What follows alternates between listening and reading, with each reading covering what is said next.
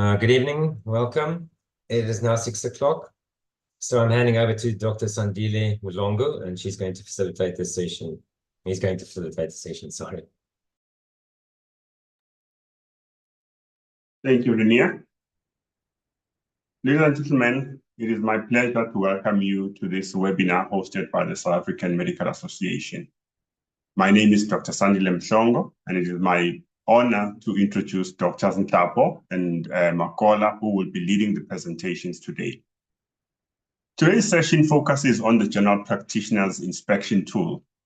This tool, as we'll learn throughout the session today, has been developed by the Office for Health Standards Compliance. So SAMA's aim and that of the General Practitioner Private Practice Committee is to support GPs across the country in ensuring a complete understanding of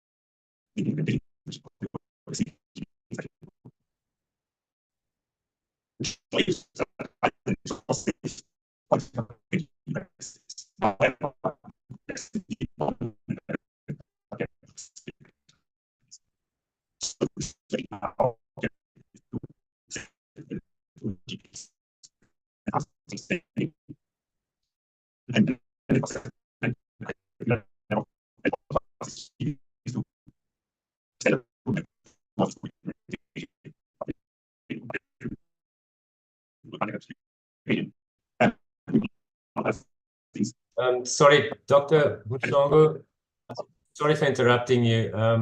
We're having a bit of trouble hearing you on this side. It's breaking up badly.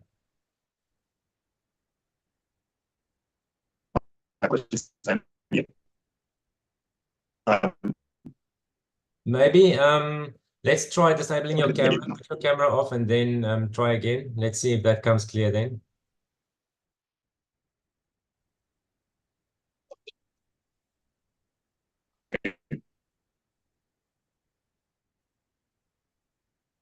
Yeah, we're losing you. We can't hear anything on this side. Sorry.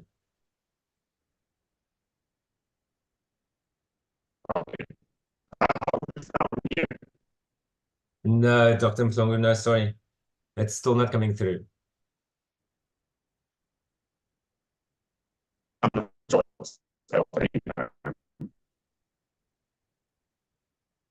Maybe if you can just check your connection on that side, and then I think we lost you from the start since you started speaking.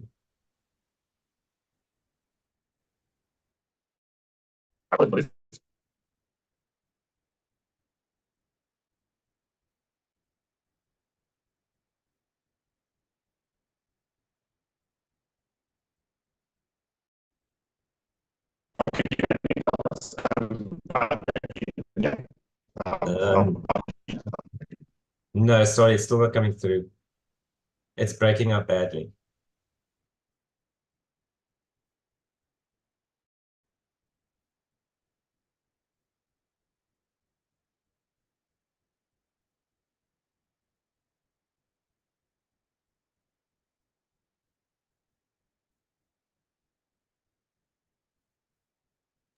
Dr. Mhlongo, maybe we must give you a couple of minutes. Maybe you can just reconnect again. Maybe that'll solve the problem. If you want to try that, we can just allow you 2 or 3 minutes. Or maybe if somebody else can take over.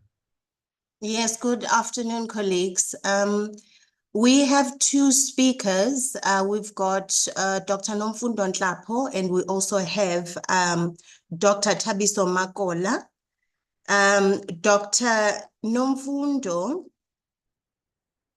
is going to be giving us the first presentation, and she will give us the presentation on the OHSC inspection tool made easy. So over to you, Dr. Nomfundo.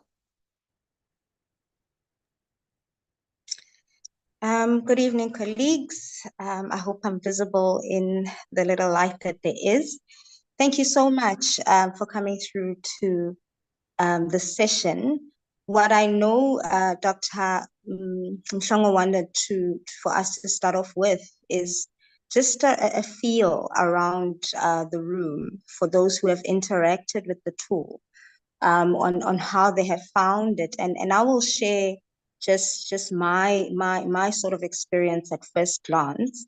So as a GP, you know, I would admit that at first glance, I already saw the need to be better orientated with the tool in order for it to make sense for me. And I do admit that my first raw interaction with the tool was rather overwhelming, basically because by nature, as doctors, we are thinkers rather than readers, and admin may be somewhat a tall order for some of us. And I'm personalizing and generalizing when I say that, you know, anything brought my way, for instance, needs to be user-friendly and not unnecessarily complex. Terminology initially was intimidating, but I think once broken down and simplified, the aim which we have tonight as well is that it just became less daunting. Generally, I'd say that the tool does not ask anything, colleagues, that is outside of our required norms. If, for instance, you have been through a VMMC EQA evaluation process in your own practice, rest assured that this is then not too far from it in terms of experience. Further to that, if you've been acquainted with the ideal clinic evaluation model, perhaps you do public sector sessions as a GP, then again, it should really be less challenging for you. So what I'm getting at really is that there's very little that will sound completely foreign when you eventually interact with the tool if you haven't already done so. So by way of introduction, I think for me, just to paint a picture we all know, is that there's an overwhelming evidence, right, that the quality of healthcare in South Africa has been compromised by various challenges that we all know of. But what quality care allows us to do is that it reduces the errors that we may find in our health system. It reduces the delay in the care delivery, and it allows us to improve in our efficiencies in our own practices, and it increases our market share itself and lowers our costs overall. So we cannot deny that. So all of us who have decided to log in this evening, I would like to believe you've done so because you're passionate about quality of healthcare, and that you fully understand that the decline has caused continuous issues in our healthcare confidence, especially pertaining to our clients. So tonight's session is not really aimed at drawing any criticism on any sector per se, but it's to say we are no more willing to overlook the need for improved quality healthcare delivery, and hopefully leave this very session with clear understanding of the roadmap towards OHSC, the GP toolkit compliance itself, and of course, be better positioned for NHI implementation. So may it be that at the appointed time, may the appointed time rather not find us sleeping as GPs or crying foul about the encroaching into our industry by the corporates. Let us make sure that quality care delivery becomes the high wall of protection against this very encroaching. It really is up to us. So Zianda, if we go to the next slide. Allow me then, colleagues, in the next few minutes to take us through a high-level framework of the tool in its simplified approach, looking at the inspections, the types of assessments, and the recommendations that will come, and how are we going to move forward? You know, what is next? So in the next slide then, Tabiso is in our midst, so I would not then move on to really delve into OHSC as an organization. Sorry, please, Zianda. So he is in our midst, and he will go through the detail of the OHSC as an organization and the plans around the tool itself. But what is important for me to reiterate is the fact that as GPs, upholding the standards and it will benefit ourselves as healthcare providers as well as the patients that we're taking care of. I'm particularly encouraged by the tool development process, which has been consultative and is willing to continue to do so. And I'd like to encourage colleagues to fully participate and make use of the upcoming pilot projects that are planned. Participate especially with the pilots, and I think you'll agree that if we do so, then we will all have a head start when it comes to this particular roadmap. And with the relevance to NHI, OHSC has clearly defined its role in the NHI insurance NHI program, and the NHI bill provides that the process of accreditation for our practices will require that we are inspected and certified by the OHSC. So it's important for us to be fully aware of that. And as I said, although their fundamental mandate is really quality of public and private healthcare, but they will also form part of the NHI process and journey. So in this slide then, this is just an outline that you're seeing of the tool itself. What has happened recently is that as the summer GCCC, which I am a part of, we took a Saturday to analyze the suitability of this particular tool for GPs on the ground. We then endeavored to send comments to OHSC for consideration, and we are waiting for that response. But what it really has helped us to do is to really engage at a ground level to understand from a provider point of view just how relevant some of the aspects are. Generally, what the tool seeks to address are 5 main areas. Firstly, the user rights, looking at user information, access to care and waiting times, the clinical governance and clinical care, which looks at things like waste management, clinical management, infection prevention control. Then you've got your clinic support services that are evaluated, blood services, the medical equipment one has, facility and infrastructure is also evaluated, how the buildings are managed, as well as your security services where it is required. And then governance and human resources become part of that as well, looking at occupational health and safety. And so in the next slide, if we can move on, look, we admit at times that when you see something like this, it can be intimidating, since we always want things to be.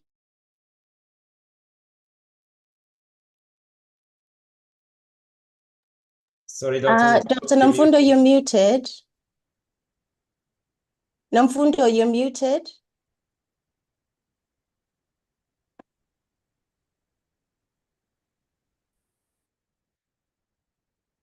Is what is being measured, that first arrow. And then we move on to the observation aspect, is what the quality assurance team will be looking at or looking for. That would be the next place you would want to go when you are looking and interacting with this document. The next most important area of focus would then be the explanatory note, because this brings in the detail of what you need to be prepared to showcase during the evaluation process. And it takes you through exactly what you need to focus on. And so if you approach it in that manner, I think it becomes less daunting and less sort of complex, and allows you to not be too intimidated by the amount of writing. And so just an example then of the explanatory note in the next slide. I'm sorry, Dr. Namfundo, the connectivity is having the best of us. So the slides are now stuck. So I'm just going to unshare quickly and share once again. And then we are just able to take it from there. You'll indicate once you can see the presentation. I can, and maybe we should keep it in the yes. There you go. So can I move on to the next slide? Can we to the next slide then after this one? All right.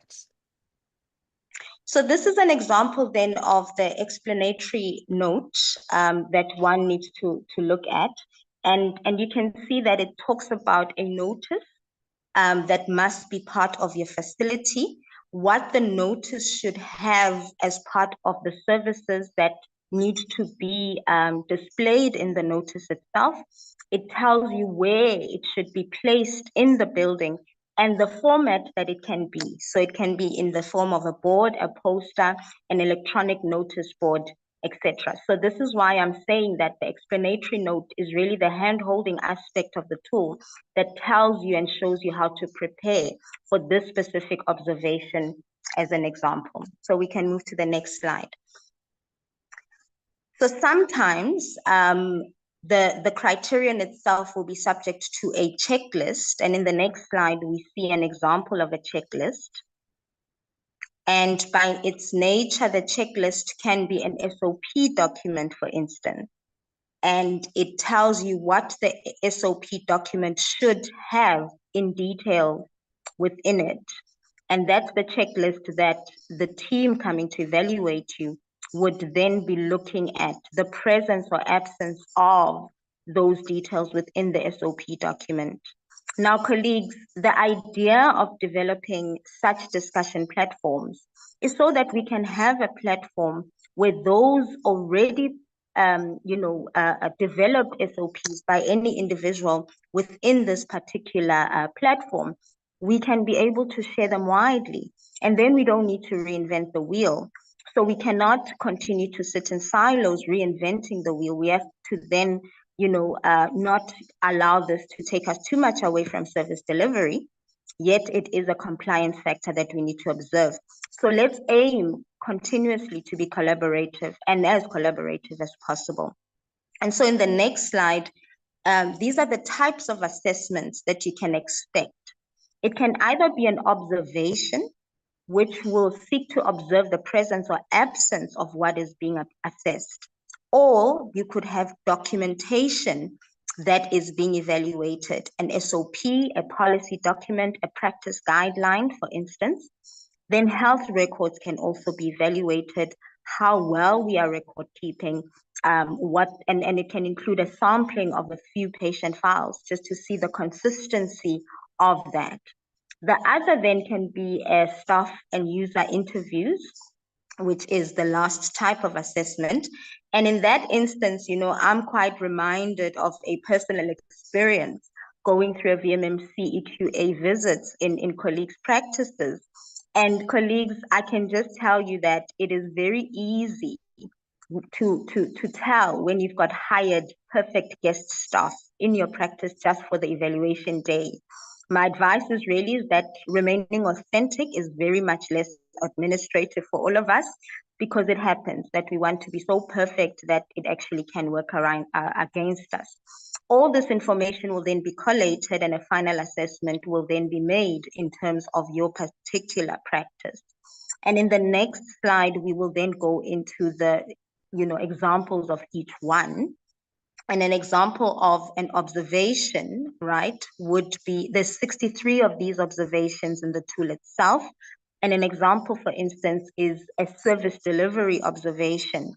This would be observing the facility, whether services of the services provided, is it clear what services are provided, the operating hours, is there triage system? And this can be in the form of one observing the actual triage as an actual patient comes in, or it can be simulated.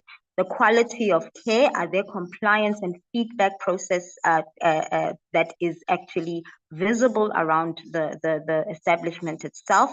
Are contact details clearly displayed for emergency services, for scheduling appointments, and also for service providers within your referral network? Then health information displayed, observation as well would be health records management and safeguarding of electronic records. There would be a need to know what measures are in place to protect these.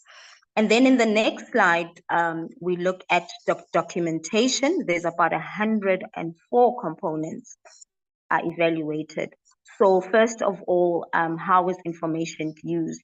Cost of care and intervention, user experience surveys. Is there evidence of that in documentation form that every 2 years a survey has been conducted to look at user experience?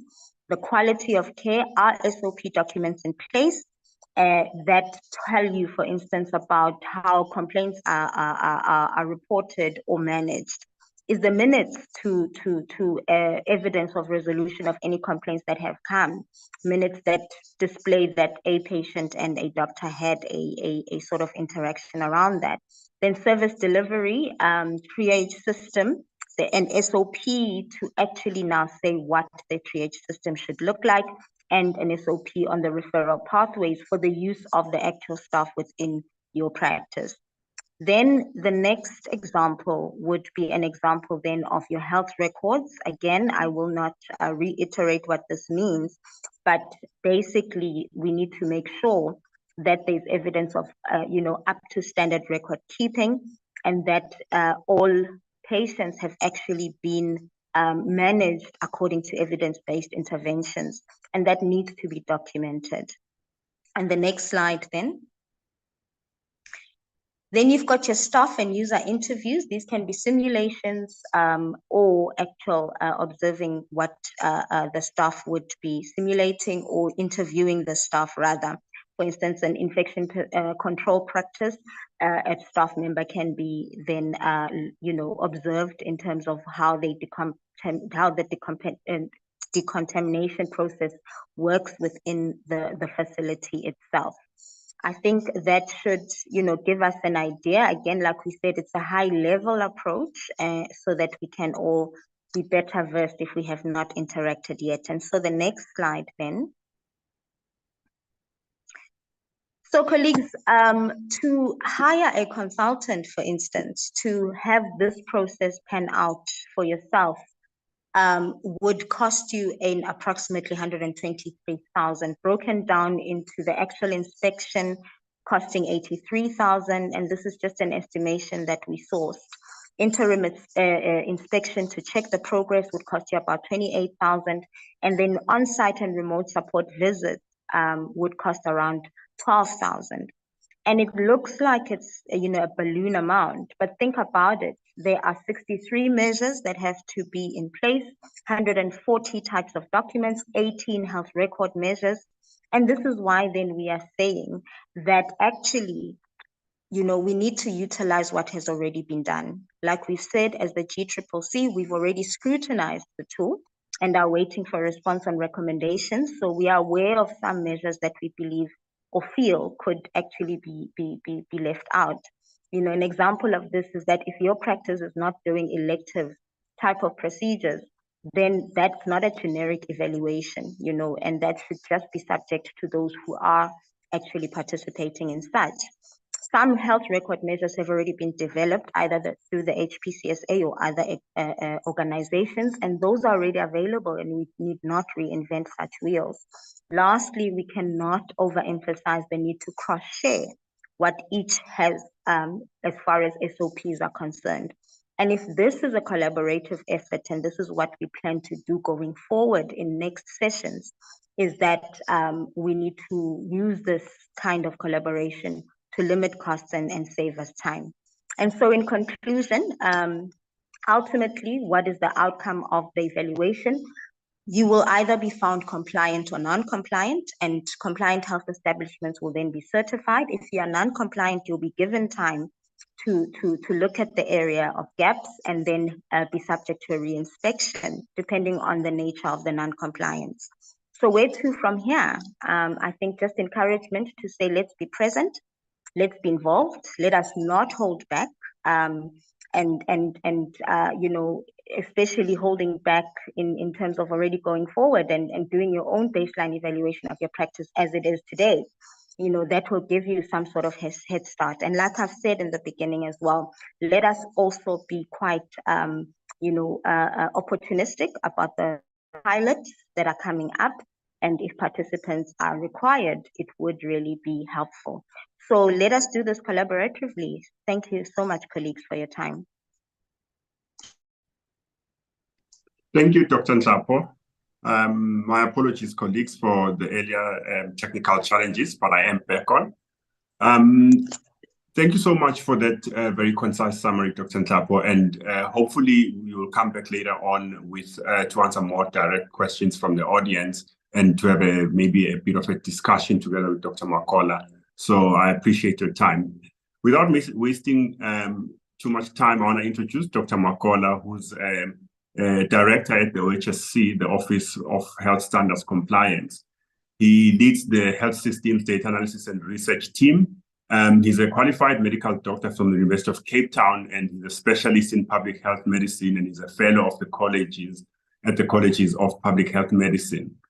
He has extensive clinical experience working both in public and private sectors across South Africa, and he's also spent some time in the United Kingdom following his specialization in public health medicine. So, Dr. Makola, please join me on the podium and just share your expertise. But before you start, I want to ask you maybe an opening question. Why this process now, and why is it so important for us to be moving in this direction as a country to implement standards? And what in your view really predicates the need for this kind of direction? No, good evening, Dr. Nhlapo. Good evening to the rest of the Dr. Mhlongo, and good evening to the rest of the colleagues. So thank you very much for the invite in terms of engaging with the summer members. I think you do raise a very important point that perhaps it's always very important that we put things in the correct context, because very often when some of these things do come through, people may not necessarily always be aware of the context, and therefore be likely to be able to misinterpret the intention. But really the point is that many health systems across the world, so in this case, and I'm saying across the world, literally with no one being an exception, that quality of healthcare, quality in terms of healthcare service delivery remains a challenge, whether it is in the developed world or it is in the developing world. So in this regard, quite a lot of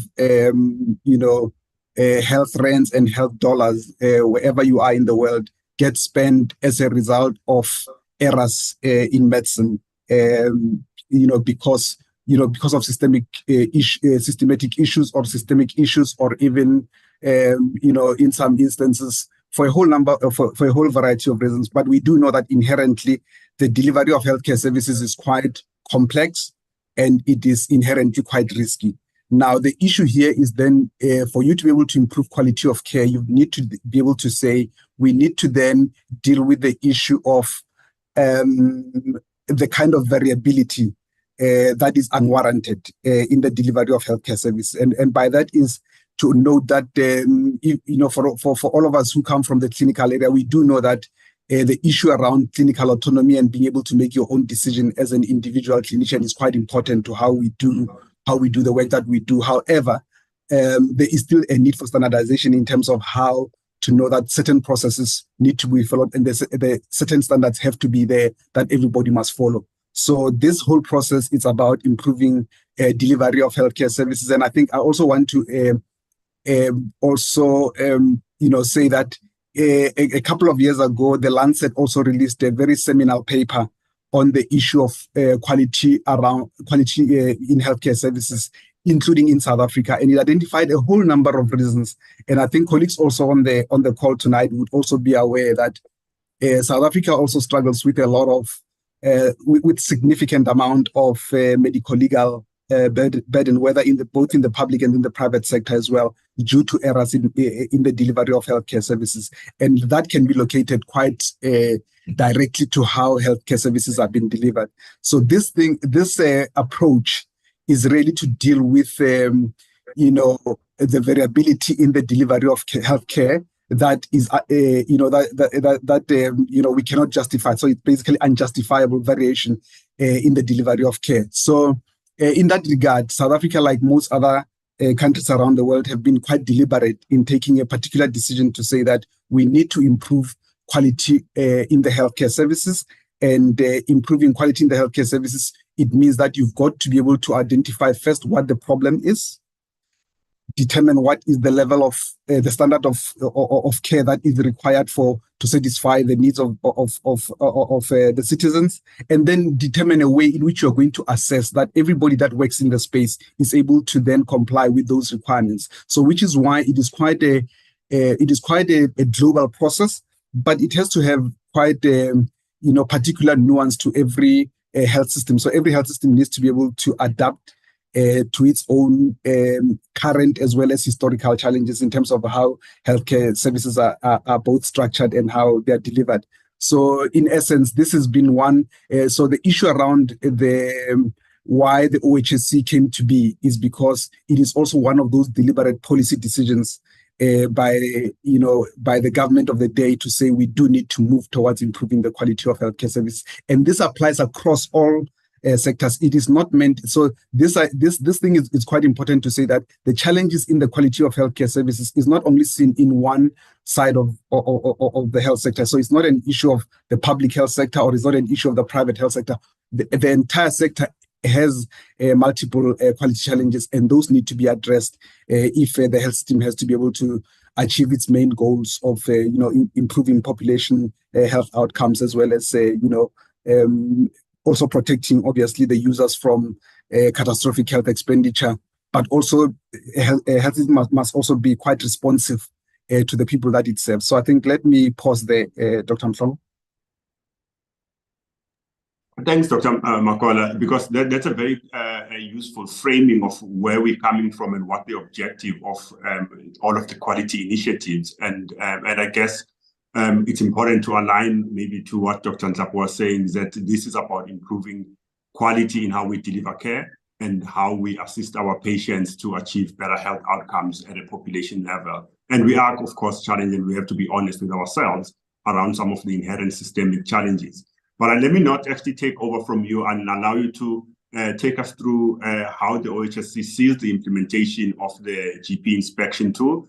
And I hope maybe you will take half a minute just to share perhaps some of the background around some of the work that's already been done in developing the tool, and so that actually, for those who are seeing it for the first time or who have not interacted with the content, and it's a very complex tool as we understand from Dr. Nhlapo. Some of the work and what are the next steps, and how the OHSC also sees itself supporting GPs through the process of implementation. Over to you, Dr. Makola. No, thank you very much again, and I think a special thanks also to Dr. Nhlapo, because she has already gone to some extent to try and explain what the context is in terms of the tool. So I'm going to be quite general in terms of what the context is, but just so that I can put additional context for the colleagues who are in the call to be able to have an appreciation. So in terms of the presentation outline, I'll touch on just quite briefly on the mandate and functions of the OHSC as a regulator within the health system in South Africa, but also to touch on some of the conceptual issues around the rationale for an approach to regulation within the health sector, but also challenging the challenges that are there also in the implementation.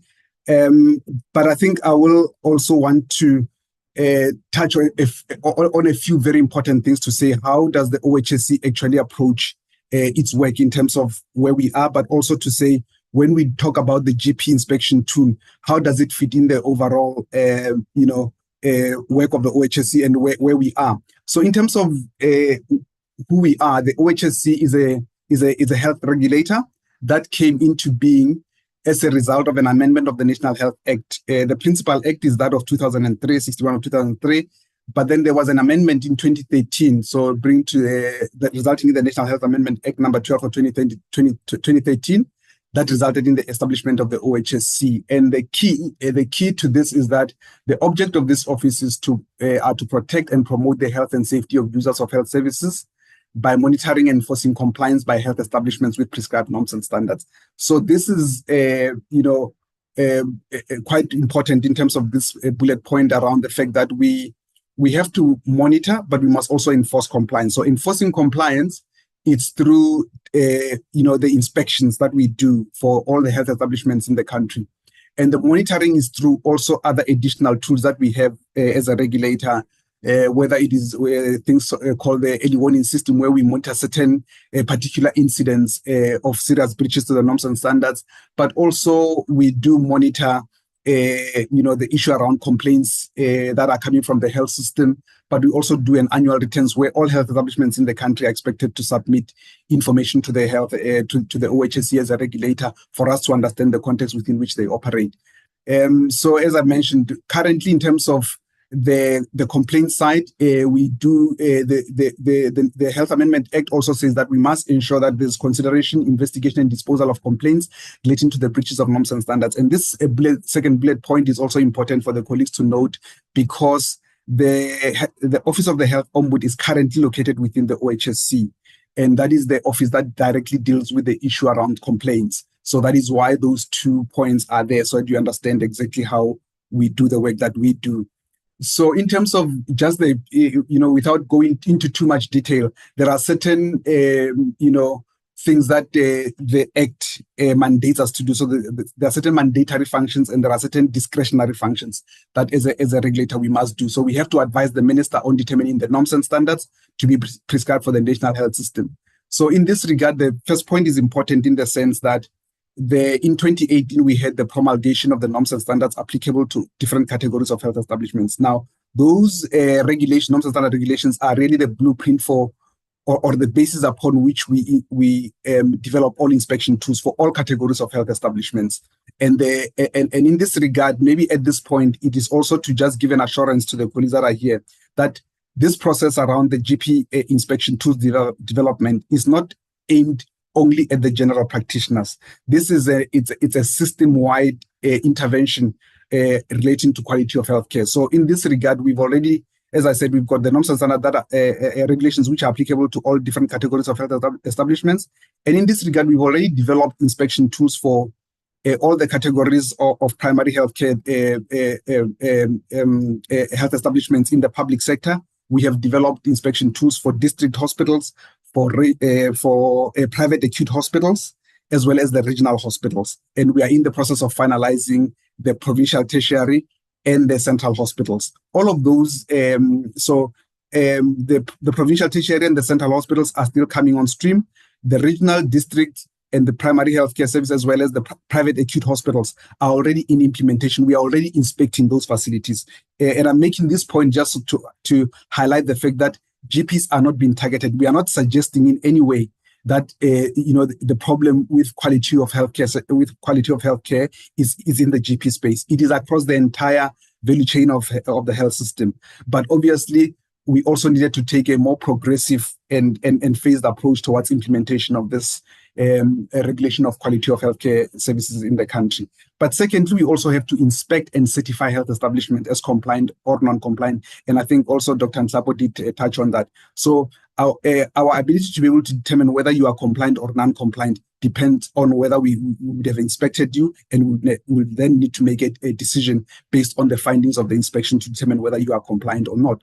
But we also make recommendations for intervention by national, provincial, municipal health departments, as well as individual health establishments to ensure that they can comply with the prescribed norms and standards. And I think some of the colleagues in the call may be aware that in terms of South African law, in terms of administrative justice, you've got to be able to ensure that the people that you regulate have all the information that they need, so that when you actually do the regulation, they also know exactly what they are being regulated for. But also there is no intention on the part of regulators, or there should never be an intention on the part of regulators to catch people out. The idea is to develop a regulatory system that everybody else can take ownership of.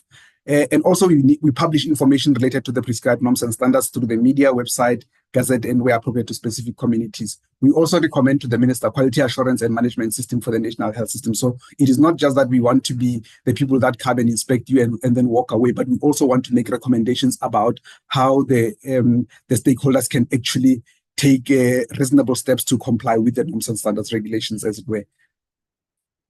And then, of course, certain additional functions that are discretionary include the fact that we may issue guidelines to help health establishments to implement the prescribed norms and standards.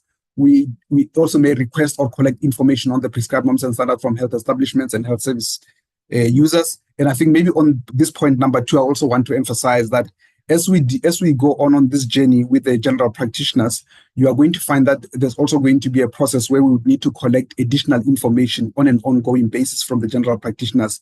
And you will see that in one of my later slides in terms of just additional things to note, where we would need to collect information around where you are, what kind of, the kind of services that are being provided, and, whether you run a single practice or you are in a partnership practice, and a whole lot of other additional information which are important for context. But also the information that we collect through this process, it also helps the OHSC to be able to plan for inspection, because every year as a regulator, we publish an inspection strategy that outlines exactly who we are going to be inspecting, where, and so forth. So that kind of information, once we actually know who's out there and what type of services they're providing, it allows the office to be able to plan in terms of how to execute its work. And then, of course, we liaise with and exchange information with other regulatory authorities on matters of common interest and specific complaints or investigation. And of course, colleagues here would also know that there's the HPCSA, which is responsible for licensing. Then there's us, which we are responsible for certification. And people sometimes get confused about this and that. So it is just an issue around the fact that as regulators, we do need to exchange information on a basis for sort of need basis, so that we can be able to make sure that there isn't any sort of jurisdictional conflict between ourselves and other regulators. But we also negotiate cooperative agreements with any regulatory authority in order to coordinate and harmonize our work. Now, just to then come back to why the regulation, and which is maybe part of the question that you asked initially, Dr. Mhlongo, to say, but then why do we even need to go through this process? And I have indicated the fact that the real premise is the fact that we all have to acknowledge that not everything is working as it's supposed to be. But secondly, that things can always improve. Even if things were working better, things can always be improved. But I think in terms of the South African health system, it's not a question of things can work better. We have multiple systemic challenges in the way our health system is actually designed, also how healthcare services are being delivered. If you go to a GP practice, in Pretoria versus in Zimanyane, somewhere in the middle of Limpopo or somewhere in the middle of the Eastern Cape, there is no guarantee that the kind of service that you're going to receive in any of those practices is comparable. And the idea is that they should not necessarily be identical, but they should be comparable. There should be certain things which are standard across the system. But the rationale for regulation really is that there must be intentional use of authority to change the behavior of people and or operations of systems and processes in line with set standards in order to realize defined regulatory outcomes. So the idea is that we have to have regulatory outcomes where we say, what do we want to achieve as a country? What do we want to achieve as a health system for the country? So once you define that, you also define the standards which everyone has to adhere to. And then you can assess everybody against those standards where everybody knows what needs to happen. But the government really regulates for three particular reasons. One, to protect the public from unacceptable levels of risk. And the word unacceptable potentially is the operative word, because provision of healthcare services is inherently risky. But what we want to do is to protect the public from unacceptable levels of risk. Secondly, to reduce information asymmetry. One of the common characteristics of the health system is that the reason why it cannot be a perfect market is because it is also, inherently characterized by information asymmetry. We who are the service providers always know more than what the people that we serve know. So they are almost at our mercy in terms of how things need to be done. So even in terms of how decisions are made, in the context of information asymmetry, decisions are not always fully consensual because we don't always have the same level of information about how things need to happen. But also we need to achieve regulatory and policy outcomes as a country. So in that case, linked to that is that there has to be a development of a common definition of quality of care, which is quite difficult because even around the world, and even if you go into literature, there is no single definition of quality of care. But there are a number of characteristics which we know that are almost apply across all the different definitions of care or definitions of quality of care. And then, of course, we need to establish a benchmark against which health establishments can be assessed, gaps identified, and strength appraised, which is primarily what we talk about when we talk about quality assurance, is that we need to establish what the standards are and what the benchmark is, and then assess everybody against those benchmarks or those standards, and then identify what the gaps are. And then, of course, the quality improvement is when you then do what you have to do to make sure that you can close those gaps that have been identified. And then, of course, the approach to regulation, the main design elements which are important is that it needs to there needs to be an articulation of a clear mandate for a regulator. In this case, South Africa ticks the box. We have a clear articulation of the mandate of a OHSC as a regulator in terms of quality of care in South Africa. Secondly, we need to specify the expected levels of performance in areas of risk. So you need to look at the health system and the healthcare service delivery ecosystem in terms of where are the areas of risk, and identify those, and then specify what should be the level of performance based on those areas of risk. So whether it is theater or it is surgical, in this case, whether we're operating, for instance, in the context of a GP practice where you are doing minor procedures, we need to specify what is the expected level of performance in that areas of risk, because things can go wrong, and often things do go wrong. So it's quite important that we specify the expected level of performance. But also there need to be a wide-ranging powers of the regulator to discharge its mandate. But as I said, it's not just the powers that are important, but it's also being quite engaging and quite consultative as a regulator, so that the people that you regulate have to really understand the principle upon which you base your regulation, but also they need to be a co-ownership. When you engage and you engage honestly, then the people that you regulate are going to be more willing to be able to then say, yes, we can buy into this process because we have been consulted, we know what the issues are. And then, of course, we need to have the inspectors with the appropriate legal powers. In this case, we also tick the box because inspectors that have been inspected that have been appointed by the OHSC are healthcare professionals that are registered with the appropriate regulatory the appropriate professional regulatory authorities, and they are also peace officers, meaning that they have appropriate legal powers to be able to inspect. And then, of course, there must be consequences and sanctions and recognition. So sanctions for where there is persistent non-compliance, and also recognition where a particular health establishment is meeting all the standards. We need to be able to recognize and give certificate of compliance to say that, given assurance that we are quite comfortable that all South Africans that would be accessing services from those particular health establishments are guaranteed to be able to get a good quality of care. And then, of course, there's also the issue around future link to funding or even contracting. And of course, in our case, it's also then brings up the question of where South Africa is moving towards in terms of universal health coverage. But also the issue of quality of care is part of the wider health reform efforts, because I think very often, we are not explicit in making the point that provision of healthcare services without regard for quality, it's inherently unethical, and one could argue that it's probably criminal to be able to provide healthcare services without due regard for quality. Quality, it's inherent. It's actually an intermediate outcome of the health system. So it is that central to how we need to design the health system of any country. So to share with you the cycle of quality, as I was saying in my previous remarks, we need to set the standards or establish the benchmarks.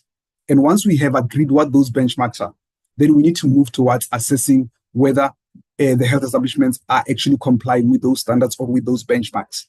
And that is where the quality assurance, because quality assurance really is about assessing all the different moving parts of the health system to make sure that they are actually meeting the standards that we have set out as a country, to say that for you to be able to do this, these are the standards. And this is not just for the health system, by the way. If you go into any other sector of society, whether you are in retail or you are in any other sector, there are standards around which you should be able to take part in that sector. So the health system should not be any different. Being able to be a player in this sector, it means there are certain rules that we need to be able to outline, and everybody needs to play by the rules. It's as simple as that, and I think it's fair. But more important is that quality assurance is not an end in itself. It should not be about just simply going to inspect and finding that certain things are not there. The issue is to be able to close the gaps, because when you close the gaps, then it means that we can be comforted that it's very unlikely that serious errors are going to happen. So the idea is ultimately to get to quality improvement, where as an independent GP, as a general practitioner, you could say, I have been assessed, I might have been found in some areas where there are some gaps. I'm going to then close those gaps to make sure that the way I provide services, it actually meets the standards that have already been agreed. So it's a continuous cycle. So I just thought it was important to also just reflect on this cycle of quality so that people can understand why it is important.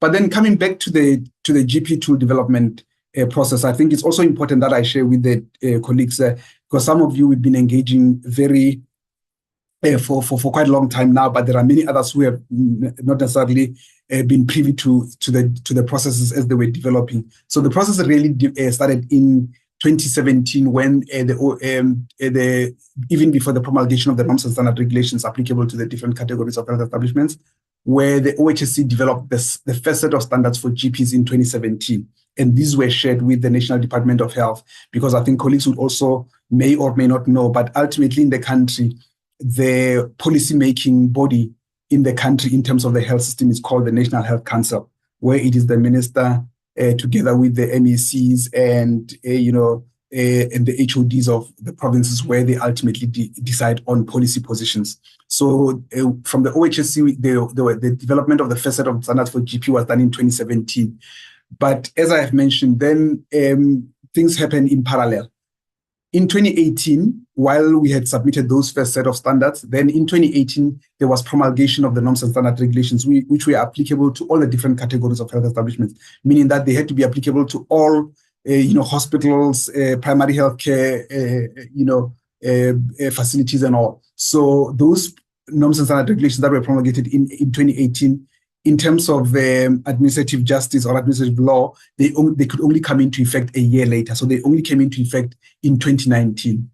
So in 2020, the DG of Health, Dr. Telezi, then looked at the standards that were developed in 2017 and then looked at the norms and standard regulations that were promulgated in 2018.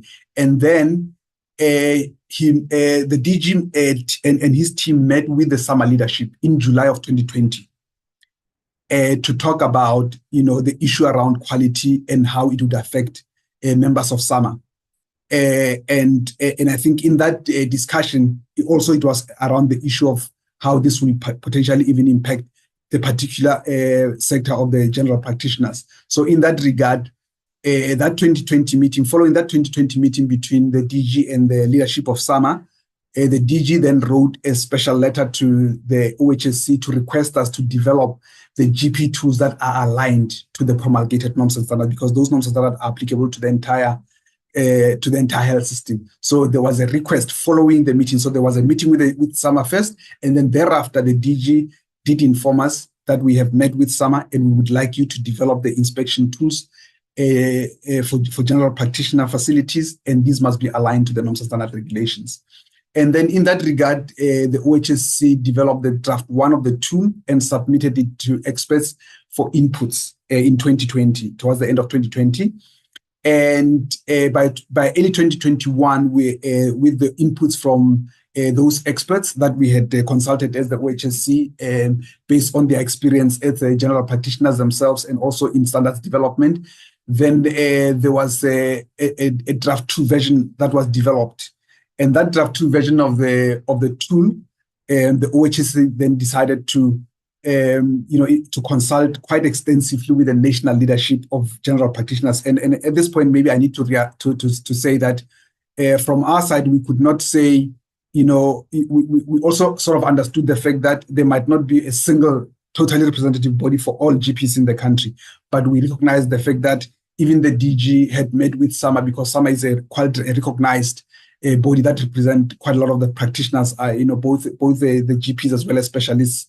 So from that point, we then decided to say we will consult with SAMA, including UFFP, which is also in a particular relationship with SAMA around the issue of the draft 2 version of the tool that had been developed, because we had draft 1, now we had a draft 2 that we now had to consult with the national representative body for GPs. And in this case, as I said, it was SAMA and the UFFP. So throughout 21-22, we had quite a number of meetings, and these were quite engaged, in which we looked at the various aspects and we went into the tool in detail to try and then get a sense from the summer in terms of, because remember, we are a regulator, we are developing some of these things, but we need to talk to people who are actually on the ground to say to them, this is the initial draft version of the tool. Let us talk about it. What are the issues? These are the regulations upon which we base the development of the tool.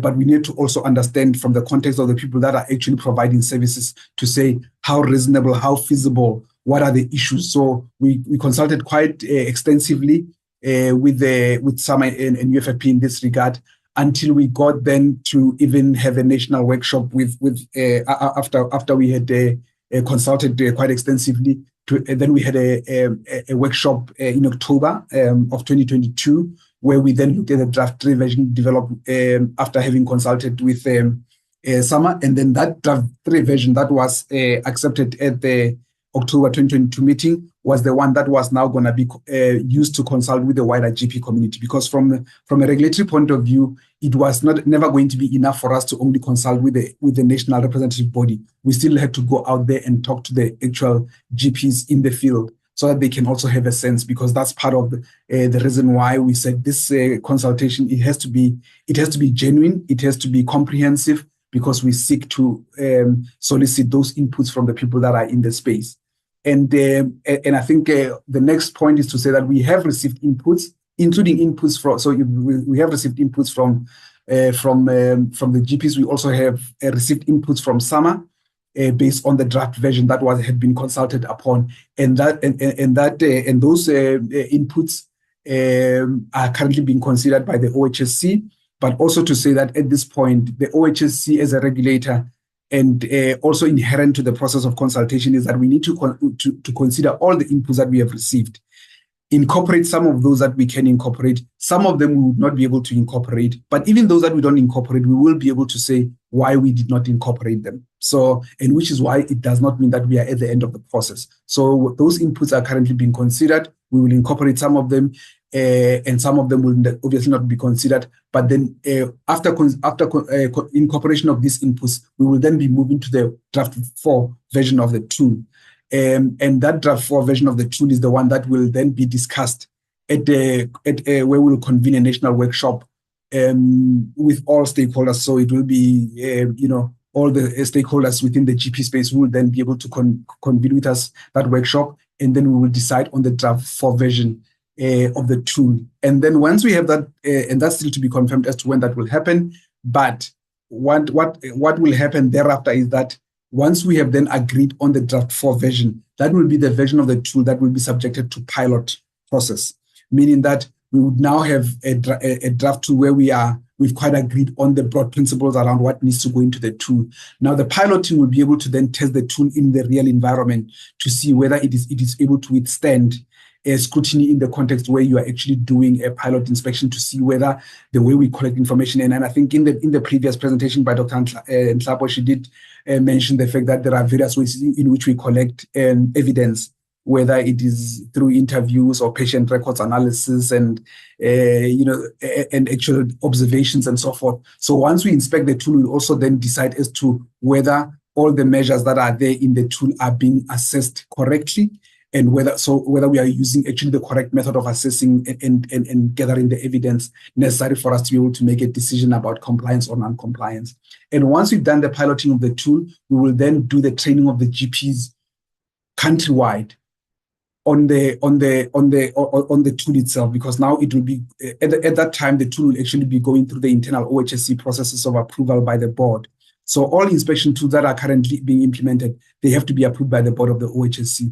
So while the tool is being processed by the board, we will then be starting with the training for the GP, so that they can then start we can start to have an engagement about exactly how the inspection process is going to unfold. But then once the tool has been approved, the training of the GPs has happened, only then can we move to full implementation, where there will be an announcement about when we will be starting officially with the implementation of the GP inspection tool. And then, of course, in terms of the additional things that I think are important, the information that is here is just to capture the next steps in terms of what will need to happen. As I mentioned, we will be moving to the draft version of the tool. We will have a national workshop. We will finalize that tool, but also the piloting of the inspection tool will also happen in various in various settings. So it will not only be one type, because as I have mentioned earlier on, there are multiple types of practices in the GP space. Some of them are corporate practices, partnerships, solo, and so forth. So we will make sure that in the piloting, we identify the various types of GP practices that we need to do the piloting in. And then, of course, there will also be a training of the GPs, as I've mentioned. And then, of course, there also need to be an agreement on the inspection approach for GP practices that we'll be able to implement nationwide. But I think the other key issues that are worth noting was the fact that as part of this process, you can understand that the OHSC cannot regulate people that it does not know. And in this case, it is the issue around a full, up-to-date and authoritative database around all the GP health establishments that are there in the country. So we would need to be aware of where they are geographically, what types of service they provide, if one practitioner has more than one practices, where they are, and if they, all of those issues are going to become important in when we collect the data in relation to the database that we would need to maintain, because we cannot inspect or regulate people that we don't know where they are or who they are. But so this is the process of the submission of annual profiles. It will happen at a later stage when we've now completed this whole process, but it is obviously one of the regulatory processes that I had mentioned earlier on when I was reflecting as to what are the must and the mays in terms of the functions of the OHSC. And then, of course, it is important as well to touch on the link to the NHI, because this is the elephant in the room, as it were, that the South Africa and indeed the rest of the world has decided to embark upon universal health coverage as a principle for making sure that it can move towards improvement of health system performance in general. And in this case, in our case, colleagues would be aware that the National Health Insurance Bill has already been processed through both the National Assembly as well as the National Council of Provinces, and is now sitting with the president, and then awaiting for his consideration whether he's going to decide to look at it and send it back or decide to sign it. But right now it's sitting in with the president for further consideration. But I think at this stage is just to be able to link as to where does the OHSC fit in the whole picture. And I think it's this slide just shows you that the OHSC is a regulator, and our primary mandate lies in the area of quality. And quality, as I've mentioned earlier on, it's an indispensable component of how healthcare services must be delivered. And because of that, the issue of quality assurance actually finds expression within all health systems, independent of how they are financed. So finance is only one part of the health system, but quality is, and as I mentioned, is an intermediate outcome of the health system. So it inherently has to be there. So whatever method of financing that as a country we find ourselves in, we still need to do quality assurance, because it is important to be able to protect the users of healthcare services to make sure that they are not exposed to unnecessary harm. So the OHSC will always need to exist for the essence of being able to assure quality of healthcare services. But in the context of where we are moving as a country, it's going to be important that we also mention this specific terminology that are now flying around so that people can understand. So there's a certification, which is a function of the OHSC. So all health establishments in the country will have to be inspected by the OHSC against the norms and standards. And once we have satisfied ourselves that they are compliant, they will receive a certificate of compliance. If they're not compliant, they will receive a compliance notice, also informing them of what the gaps are and what they need to sort out so that they can get a certificate of compliance. Once a health establishment has received a certificate of compliance from the OHSC, in terms of the future to where we will now be operating in the context of the NHI, now the funding for healthcare services is going to be centralized into the National Health Insurance Fund. Now, the National Health Insurance Fund is going to have an accreditation process where all the health establishments that wish to contract with the NHI Fund are going to be subjected to accreditation assessments, which will then be reliant on a whole number of things: electronic health records, health information management systems, and a whole lot of other criteria that the NHI Fund would determine around the issue of accreditation. But the NHI bill as it stands now is quite explicit in the sense that the NHI fund would only be able to consider health establishments for possible accreditation and therefore contracting if they have been certified by the OHSC first. So it means that the certification of a health establishment by the OHSC is a prerequisite before you can be considered for accreditation. So if you've not even gone through our process, it would be impossible for you to even think about contracting with the NHI fund. So this is where the link is. So there is that. So that process is around certification, where you need to be certified that as a health establishment, you are providing services in line with the requirements that have been set out for the entire country. And once you've satisfied that, only then can you be considered. And I think this makes sense on a number of reasons that even before anybody could be contracted, you should be able to be assessed to see whether, in fact, you meet the basic norms and standards for you to be able to operate in the space. So, but I think key to this thing is, of course, we need to be saying that we don't, and I want to underscore this point, we don't do quality assurance for the NHI only. We do quality assurance because it's an inherent critical aspect of healthcare service delivery. It is now just more elevated in the context of the fact that in the future funding framework that we are moving towards as a country, it is going to be a prerequisite that you need to be certified by the OHSC even before you can think about contracting with the NHI fund. And I think there will be a separate, as I said, there'll be a separate criteria that will be used by the NHI fund in terms of assessing who they will be able to accredit. So even the fact that you've been certified by the OHSC will not be automatic that you will then meet all the other accreditation requirements that the NHI fund will have when it comes into being. So, and ultimately, of course, that is about the service provision and quality of care services in the end. So I think that just the link that I had wanted to also indicate in terms of where we are. And of course, I would like to thank you very much for the indulgence and the opportunity to be able to present to you the perspective of the OHSC with regard to this process. Thank you very much, Dr. Mhlongo and the colleagues. Thank you, Dr. Makola. We appreciate your time, and thank you to the colleagues. I know we are out of time, but I would like you to just bear with us for maybe another 5 minutes to just go through some of the Q&A, because I think there's some important questions that came through there that I would like to make sure that we address. So I would like to ask also Dr. Nhlapo to just come back and switch on your mic, and I will take a few of the questions, colleagues, and maybe just address them to either one of the two presenters. Maybe let me start with you, Dr. Makola, since you are here. In terms of the cost of compliance, so a number of the colleagues in the webinar are really concerned about the cost of compliance, because we know there will be significant costs towards actually improvement of the infrastructure within the practices, developing these SOPs and so on and so forth, and training staff as well. So those are part of the cost of compliance.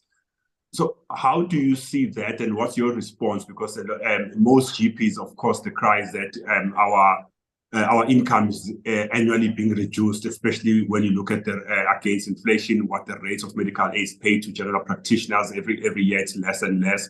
And of course, the cost of operating are increasing much higher than what we are able to afford. So what's your thoughts on that from the OHSC point of view? No, thank you very much. I think a very important point indeed. And I think I do want to also recognize what the reflections of Dr. Nhlapo earlier on about the fact that if you actually go into looking at some of the requirements that are outlined in the tool, it might be quite overwhelming in the beginning, but if you actually go deeper and reflect on some of those requirements that are there in the tool, not a lot of them will require quite a lot of additional resources as many people have already might have thought. Most of these things are already in there. Some of them just that they are not documented, or some of them just need to, you might have to have certain SOP. Some of them it's about, how you're managing some of the health records. And I think some of these issues in terms of what we require, they don't necessarily require a lot of additional funding, but they require just almost a re-engineering of the system in terms of how things have been done, more than requiring a whole procurement of new things. It's not like we're simply saying that all GP practices must go out there and procure a whole new systems and all of that. It's just about really being able to outline exactly what the requirements for provision of safe and quality healthcare are. So I think it's important to underscore the point that it is not going to be as the cost of being able to comply with these requirements is not going to be astronomical as many people have previously feared. So we do want to assure people that it's not going to be as astronomical as initially thought. But also, secondly, that in all industries that all of us know about, if you are going to enter into any industry at all, you've got to understand the lay of the land and what the requirements are and what the standards are. That's just basically how the economics of capitalism work. If I were to go into that route, to say that when you enter into whether you're going to go into retail or you're going to go into any other business or agriculture, you've got to understand the rules that go with being in that environment. And so even in this case, it's just really being able to lay down the rules and saying these are the basic requirements that are needed for you to be able to say I'm running a general practice. These are the requirements for you to be able to say I'm a hospital, or I'm a CHC, or I'm a dentist, or I'm a whatever. So we simply say these are the requirements. And for many practices that are already in existence, we think that many of these processes are there. They might not necessarily be ideal, but some of them are definitely there. So because if you are going to look at requirements for how you do your referral processes, how you manage your medication, some of those things are already outlined even when you are doing your licensing, for you to be able to what's the word now when you want to prescribe?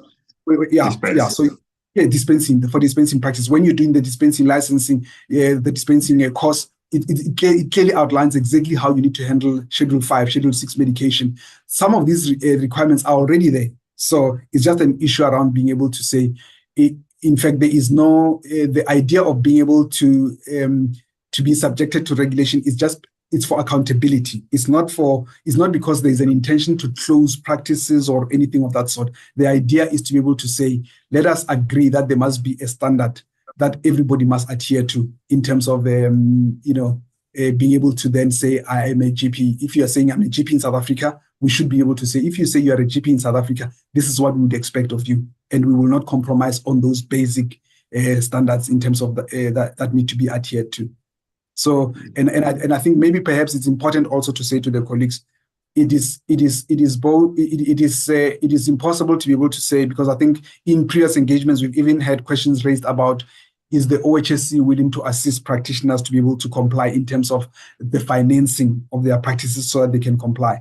It cannot happen. The way the economy is structured, you can't expect the regulator to be able to give you money to comply. It just doesn't work that way. Thanks, Dr. Maka.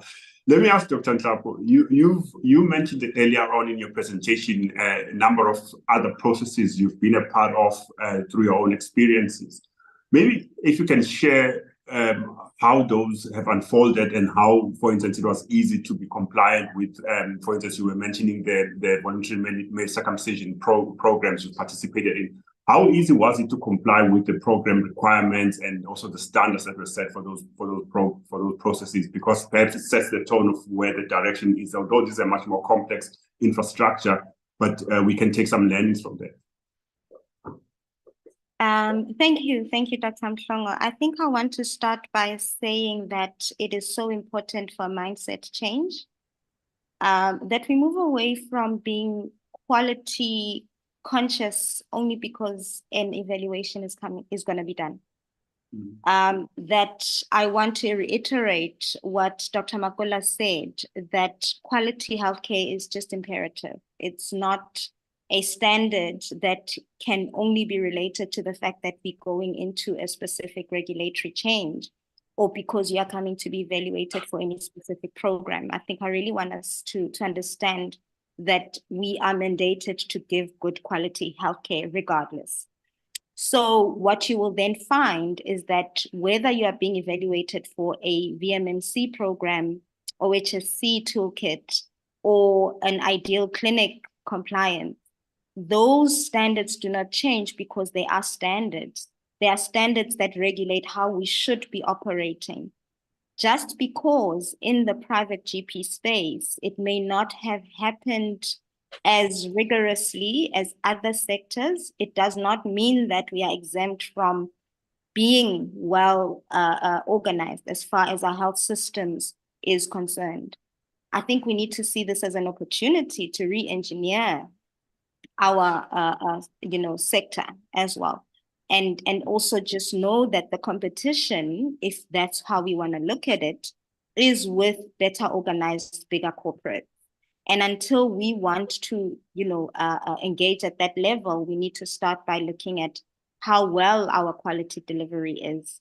So just in summary then, Dr. Mhlongo, none of those processes were any different. Record evaluation, record keeping is also evaluated. How you, maintain your emergency procedures, emergency equipment in your emergency room, your surgical technique, your aseptic methods, your, infection control policies, all of those. Again, we evaluate documents, we evaluate, we observe, and we do exactly interview as well, the staff on the ground.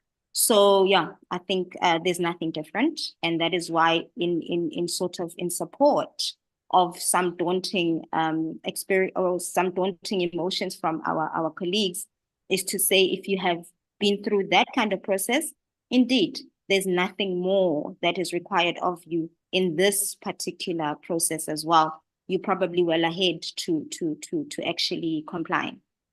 Thank you. Okay. Thanks, Dr. Ntshapo. I want to ask Claude or Zianda from SAMA just maybe one question in closing. I'm aware of time and I don't want to prolong the discussion unnecessarily.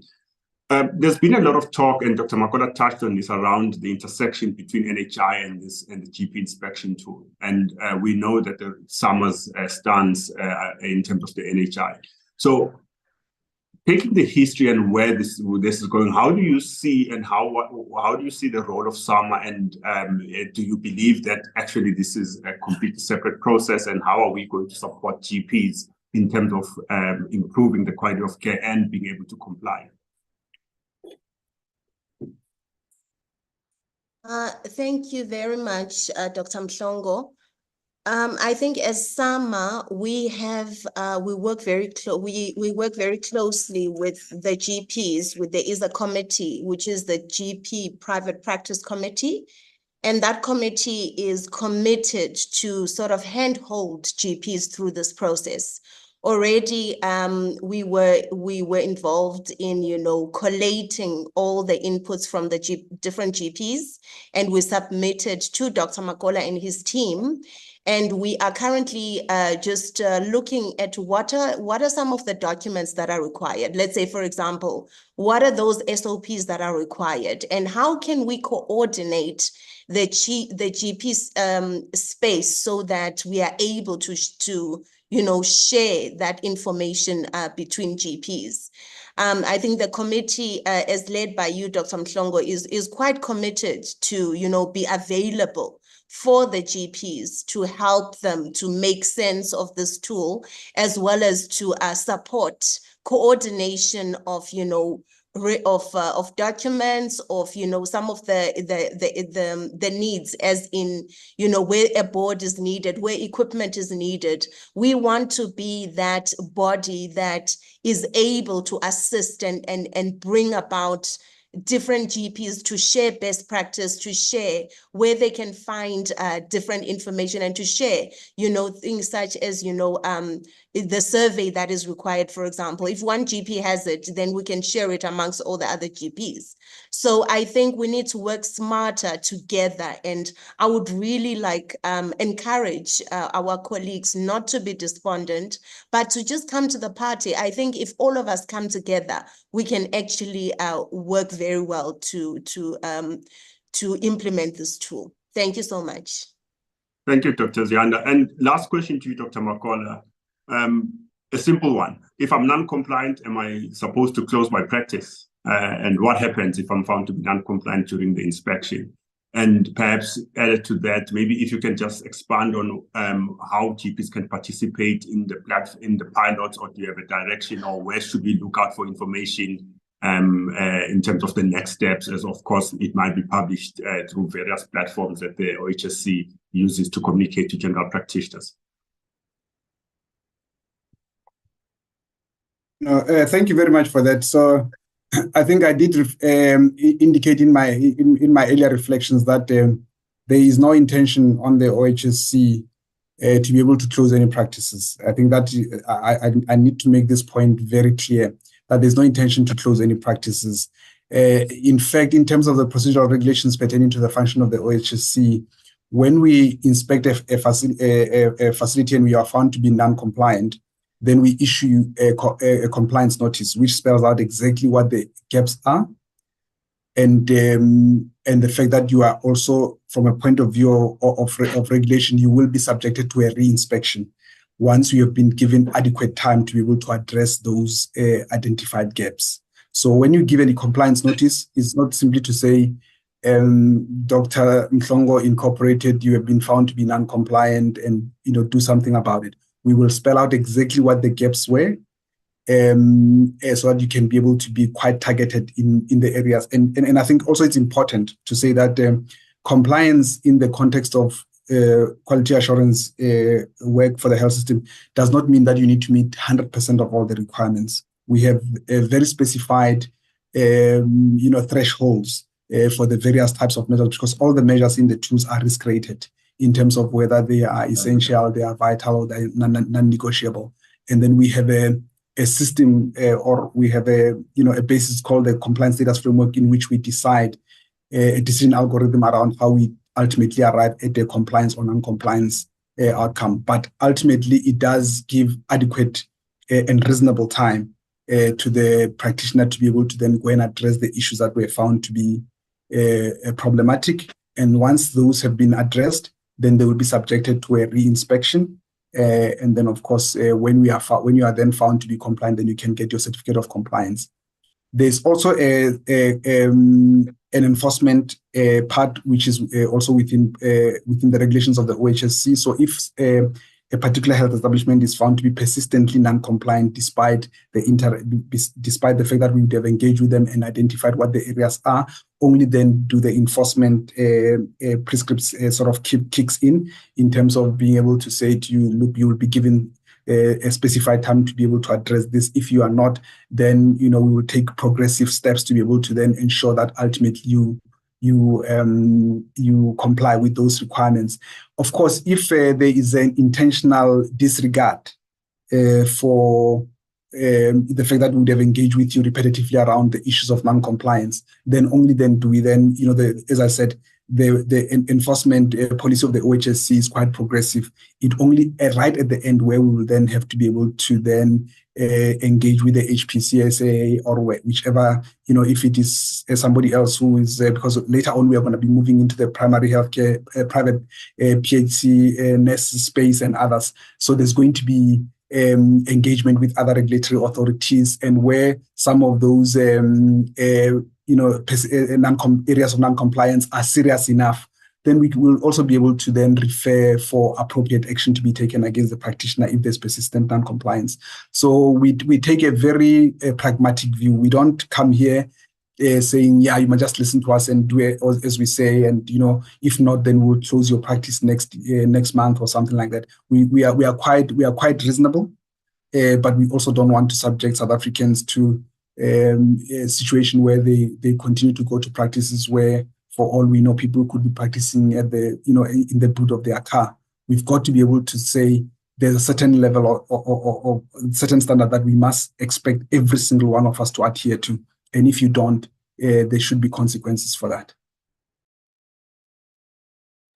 Absolutely, Dr. Maka. And I think one of the things I personally believe as well is that we've got to protect the profession as well from the likes of the people that you mentioned at the end of your sentence, those who practice out of their garages or the back of their cars, because some of these issues are, as much as we may believe they don't happen, they do happen. And so therefore the integrity of the profession is also very important. And so often actually you find that actually in forums like this, you find that the converted are here, but the people that really don't, where we need to implement changes that will improve the quality of care, don't participate.